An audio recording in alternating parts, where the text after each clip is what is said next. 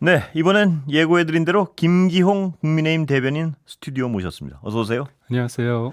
자, 본론으로 바로 가볼까요? 이재명 대표 어제 판결에 대해서는 어떻게 보십니까? 당에서. 저도 뭐 국민의힘의 어떻게 보면 대변인이기 때문에 예. 저희 입장에서는 받아들일 수 없는데 그거 다 떠나서 예. 그런 게 있는 것 같습니다. 저도 법조기자 생활을 했는데 네. 어떤 판결문을 봤을 때 예. 이런 논리 전개로 내가 미처 모르는 게 있었구나. 예. 소위 말해서 이제 납득이 되는 게 있지 않습니까? 예. 수긍이 되는 판결이 있으면 저도 뭐 승복을 하겠는데 예. 그게 아니라 예를 들어서 이제 김문기 씨 예. 관련해서는 사진이 조작됐다. 예. 근데 우리가 통상적으로 사진을 방송에서도 잘 안 보이면 확대하지 않습니까? 예. 근데 확대를 조작이라고 얘기해서 예. 지금 인터넷상에서는 내가 그 과속으로 과태료 됐는데 그 넘버가 예. 차량 번호판이 확대해서 오면 그 과태료를 내지 않아도 된다. 왜냐 예. 조작이기 때문에 예. 그렇게 좀 희화화되고 있고 또 하나는 뭐냐면 백현동 관련해서는 예. 이거 관련해서는 공문이 나와 있습니다. 예. 성남시가 이제 국토부에 질의를 했죠. 예. 이거 의무적으로 용도를 상향해 주는 게 맞느냐 했더니 예. 귀시가 저기 판단. 쉽게 말해서 성남시가 알아서 해라 그렇게 예. 공문이 최종적으로 되어 있습니다. 근데 그 요청을 한 부분을 이재명 대표께서는 협박이라고 말씀을 하신 예. 거잖아요. 그리고 심지어 직무유기 이런 것으로 문제 삼아서 협박을 했다 그렇게 예. 말씀하시는데 이거는 거짓말 어떻게 본다면 그 제2의 대장동이라 불리는 백현동 관련해서 여러 가지 의혹이 있으니까 이거 내가 측근인 김인섭 씨가 해준 게 아니라 이건 국토부가 억지로 압박을 해서 협박을 예. 해서 해줬다는 건데 뭐 국민들이 다 아시겠지만 백현동 관련해서는 김인섭 씨가 실제로 로비를 통해서 용도를 4단계로 올렸다는 게 대법원 확정 판결이 예. 나왔거든요. 예. 그렇게 본다면 이거는 어제 이 뭐 판결 가지고 제가 이제 김 대변인께 자세히 뭐 지금 여쭤보긴 좀 시간도 네, 그렇고 한데 그 사진 얘기를 하나 좀 여쭤보지 않았으면 게 오늘 네. 화제가 됐어요. 네. 근데 여러 명이 있는 거를 음. 땡겨서 클로즈업한 거는 왜곡이 아니죠. 그건 그렇죠. 조작이 아닌데. 맞습니다. 어떤 여러 명이 있는 사진에서 그 둘이 있게 보인다든가 잘라내가지고 그건 다른 얘기죠. 그러니까 이 잘라내서 다른 상황처럼 보이게 한 건 조작이고 어떤 예를 들어서 사막 가운데 아까도 제가 이런 얘기를 들었었는데 네. 사막 가운데 한 목마른 사람 사진이 딱 있는데요. 네, 예. 그 옆에 물통 큰 게 있단 말입니다. 네, 예. 물통 큰 게 있어요. 근데 그 물통 큰 걸 딱 잘라내가지고 그 사람만 보이고 그 사진을 굉장히 목마른 사람의 사진이다. 이러면 왜곡이죠, 그거는. 맞습니다. 예. 그래서 그런데 그 물통 옆에 아무것도 없고 사막만 있는데 그 사진을 딱 얼굴을 땡기면 그건 왜곡이 아니죠. 이게 예. 사진을 처음에 이긴 최고가 예. 공개를 했을 때 전체적인 사진도 나오고요. 예. 그다음에 그걸 친절하게 확대를 했습니다. 예. 그렇기 때문에 그거를 조작을 했다고 하기에는 맥락상 다 이해가 되는 거고 예. 이게 이 문제가 뭐냐면 그 유한기 씨라는 분이 안타까운 선택을 했고 예. 그 이후에 김문기 전 차장도 안타까운 선택을 했습니다. 그렇다면 이재명 대표께서는 그 당군 일의 최대 치적이라는 대장동 관련해서 예. 그 측근들이 어떻게 보면 그렇게 잇따라 사망을 하니까 이게 뭔가 있는 거 아니냐 그런 국민적인 의혹이 있고 언론에서도 계속 물었던 거예요. 예. 근데 이재명 대표 입장에서는 나 성남시장에 몰랐어. 예. 그렇게 얘기하시면서 뭐냐. 내가 보니까 국민의힘이 사진을 공개했는데 마치 내가 골프를 친 것이냐처럼 이렇게 사진을 일부를 떼어다가 했다. 조작됐다는 건데 예.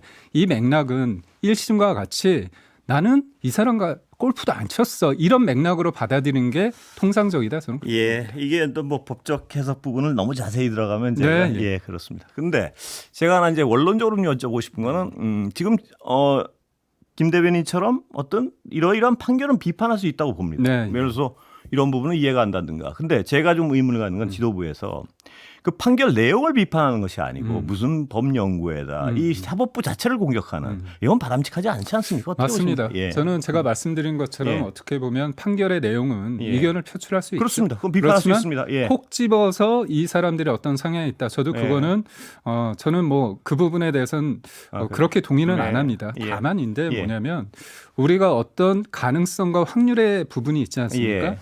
예를 들어서 이제까지 이재명 대표에 대해서 좀 호의적인 판결을 낸 판사들을 예. 보아하니 예. 어떤 특정 연구에 소속이더라 이렇게 사례를 들 수 있지 않습니까? 예. 그런 측면에서 딱 떨어지는 건 아니죠. 예. 우리 앵커께서 말씀하시는 것처럼 판결의 내용을 가지고 납득이 안 되고 다른 법을 적용했을 때 이렇게 적용해야 되는데 왜 예. 이렇게 하느냐 그건 비판할 비판 수 가능하다고 맞습니다. 봅니다. 그렇기 때문에 예. 그게 지나치면 저는 도리어 국민들한테 비판을 받을 수 있다고 하고 예. 저희는 충분히 그랬어요. 예. 판결의 내용을 가지고도 제가 시간이 모자랄 정도로 말씀을 드릴 예, 수 근데 있어서 이제 뭐 김 대변인도 오늘 보셨겠지만 여러 기사를 보시면 네.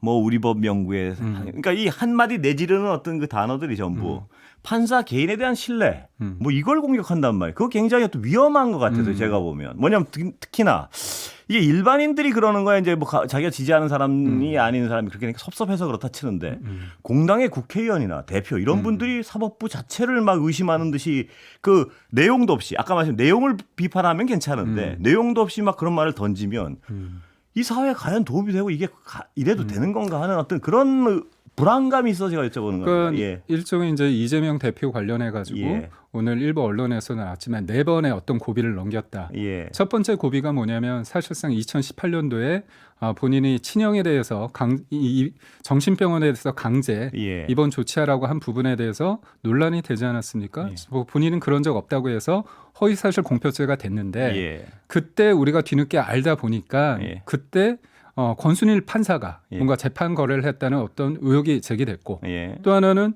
이재명 대표가 사실상 어떻게 보면 체포 동의안이 통과된 상태에서 당연히 구속이 될 거라고 생각했죠. 그래서 민주당의 의원들마저도 그거에 예. 대해서 찬성을 했는데도 불구하고 기각이 됐는데 예. 그때 기각될 때 판사가 뭐라고 얘기하냐면 야당의 대표로서 공적 감시와 비판의 대상으로 예. 혐의가 있지만 그러니까 구속을 안 했습니다. 예, 예. 그러니까 증거인멸에 예. 우려가 낮다고 얘기했죠. 예. 어떻게 보면 공당의 대표이기 때문에 막강한 권한을 가지고 증거인멸의 가능성이 높은데도 그렇게 됐고 예. 위증교사 같은 경우도 어떻게 본다면 제가 여쭤본 그 부분이 아니고 네.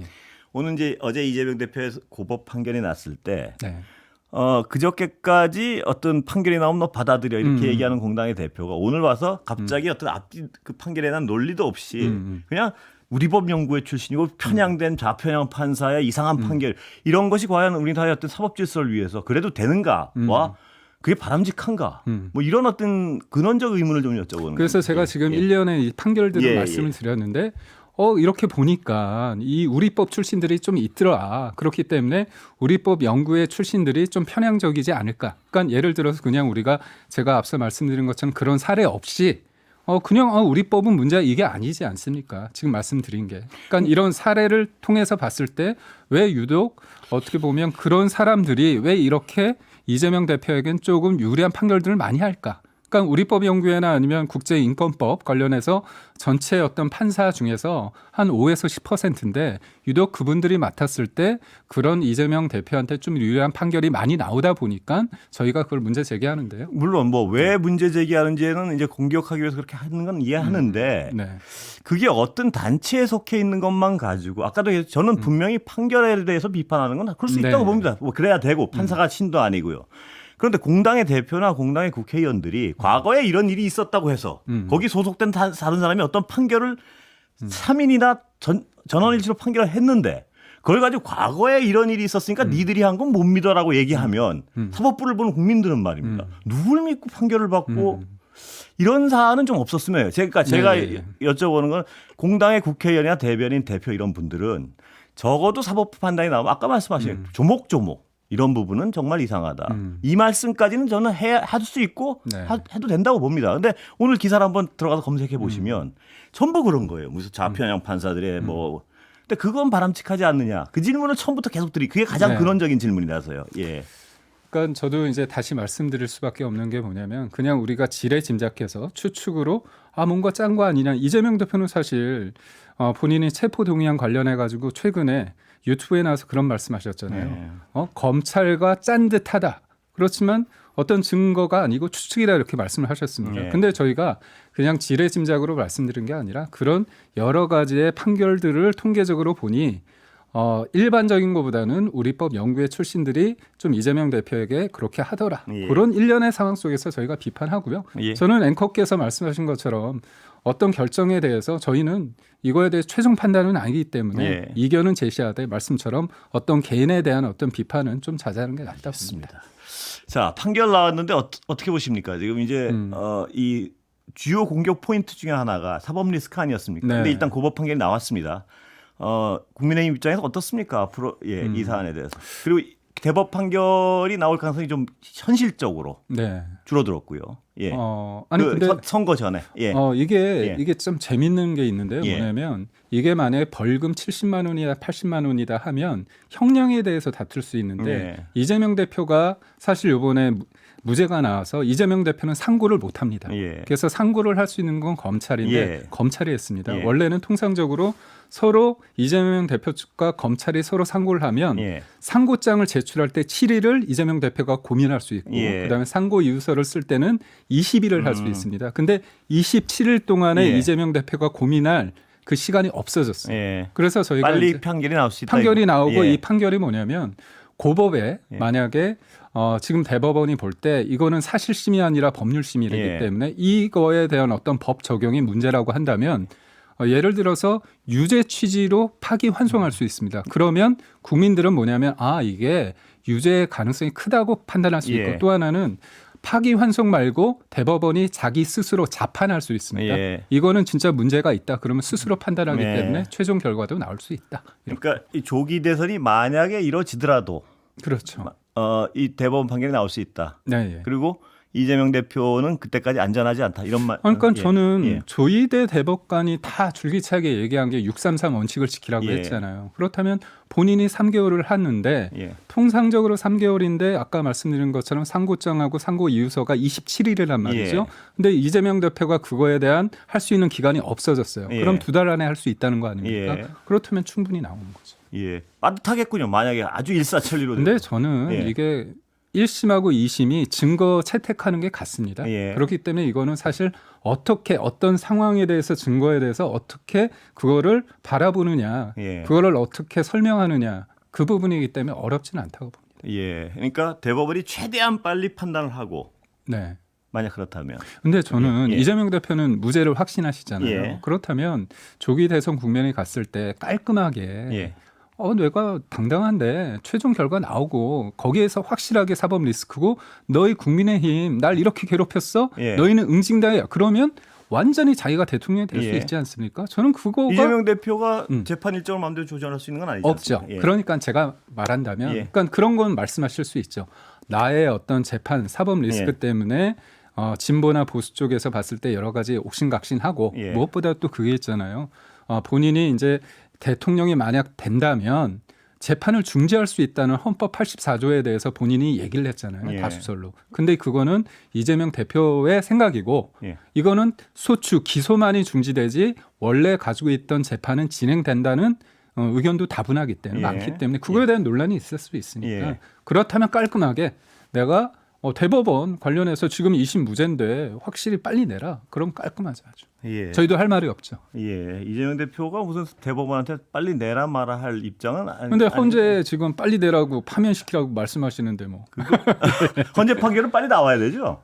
저는 보시기에, 예. 제가 저도 기자를 20년 가까이 예. 했는데 헌재의 고민은 그거 같습니다. 예. 뭔가요? 취재를 열심히 했는데 예. 좀 열심히 못한 것 같아요. 어떤 취재? 취재. 그러니까 헌재 기자로서 입장에서? 헌재 입장에서 예. 기자라고 본다면 예. 우리가 기자가 현장에 갔어요. 취재를 예. 열심히 해야 되는데 뭔가 그 인상상 얘는 나쁜 놈 같아. 예. 설렁설렁 취재를 한 거예요. 같은가요? 예? 같아요? 아니, 보시기에? 저는 갔죠. 아니 제가 제가 여쭤보는 게 네. 텔레비전에서 이렇게 생방도 많이 나왔고 한데 지금 대변인께서 보시기에는 이런 거 같은가요? 그렇죠. 이렇지 않나요? 아니죠. 팩트 아니, 부분 아닌가요? 그렇게 예. 팩트라고 말씀을 하신다면 사실상 재판할 필요가 없는 거 아닙니까? 예. 사실상 우리가 그날의 그 외형상 봤던 그것 중에서 예. 저도 사실 대통령의 그날의 계엄에 대해서 저도 좀 생경하고 예. 그 방식이 꼭 맞느냐에 대해서는 동의할 수 없습니다. 예. 하지만 계엄이 곧 내란이라는 민주당의 그것에 대해서 저는 동의하지 않고 그렇다면 그 과정을 진실의 뭔지를 알기 위해서 지금 재판 중에 있고 예. 헌재에서 심리하고 있지 않습니까? 예. 그렇다면 그거에 대해서 그럼 그 어떤 형사재판 얘기는 빼더라도 제가 네. 여쭤보신 건 그런 계엄의 행위는 팩트라고 인정을 하시는 그러니까 그렇죠. 거죠? 예. 그러니까 그렇다면 계엄- 제가 하나만 여쭤보면 네. 그 계엄의 행위는 파면에 이를 정도로 대단한 건 아니라고. 그거를 살피고 있지 않습니까? 예. 제가 그날의 상황을 예, 모르는데 그래서 그건 팩트가 아니냐 이거죠. 그러니까 계엄의 행위 자체는 팩트죠. 그럼요. 예, 그렇죠. 계엄은 예. 기본적으로 군이 동원된 것도 팩트죠. 군이 들어갔죠. 예. 군이 동원된 것도 네. 팩트고 그 정도 행위는 파면에 이를 정도가 아니라는 게 당의 판단인가요? 그렇죠. 아니, 그러니까 그래? 살펴봐야 된다는 거고. 그걸 이 정도 팩트도 살펴봐야 되는 건가요? 아니, 그러니까 그날 대통령, 그러니까 그날 군이 동원된 거는 팩트 아닙니까? 예, 그렇다면 그렇죠. 대통령이 구체적으로 어느 정도까지 개입을 해서 구체적인 지시를 했는지. 예를 들어서 우리가 이제 그날의 상황을 봤을 때 홍장원 1차장의 메모 있지 않습니까? 예. 그리고 곽정근 전 사령관의 어떤 진술.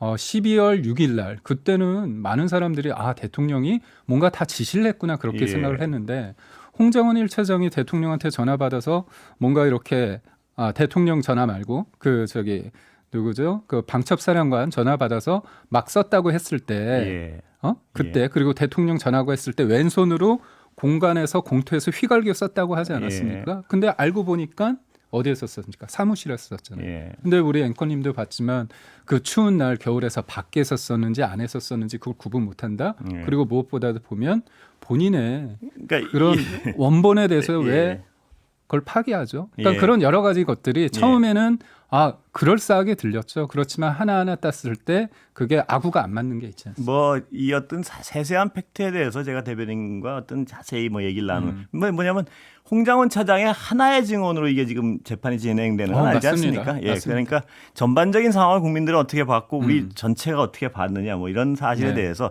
제가 그래서 이제 이 세부적인 사항을 둘이 이걸 떠들 필요는 없는 것 네. 같아요. 그런데 제가 여쭤보는 건 그겁니다. 그러니까 지금 팩트로 확인된 거 계엄을 선포했고 대통령이 군을 동원했고 그 두 가지 팩트죠. 계엄을 선포했고 군을 동원했는데 그 계엄 선포 이유는 야당들이 하도 이렇게 해서라는 게 대통령의 말씀입니다. 그러면 이 세 가지를 결합했을 때 다른 거 다 쳐버리고요. 그 시스템 이 상황이 파면에 이를 정도인가 아닌가에 대한 판단은 어떻습니까?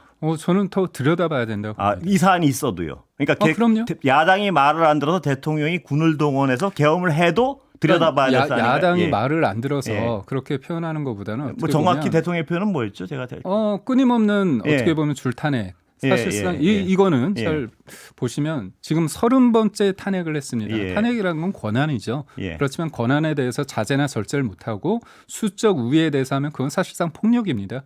근데 그거에 대해서 비판을 할 수 있죠. 예. 그렇다면 민주당에서는 대통령의 비상계엄에 대해서 이것도 권한이 있는데 예. 그 권한이 절차와 그다음에 국헌문란의 가능성이 있다고 했을 때 그거는 소위 말해서 내란이 될 수 있는지를 따져보고 있는 과정입니다.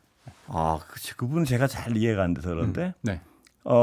민주당이 탄핵을 한 건 합법적인 행위는 맞죠. 그렇죠. 예, 합법적인. 그러니까 민주당의 합법적인 행위가 좀 과도했다고 주관적으로 판단을 해서 그것 때문에 계엄을 선포하고 군을 동원. 아이고 시간이 다 됐고. 네. 이거. 감사합니다. 또 한번 보시겠습니다. 네. 감사합니다.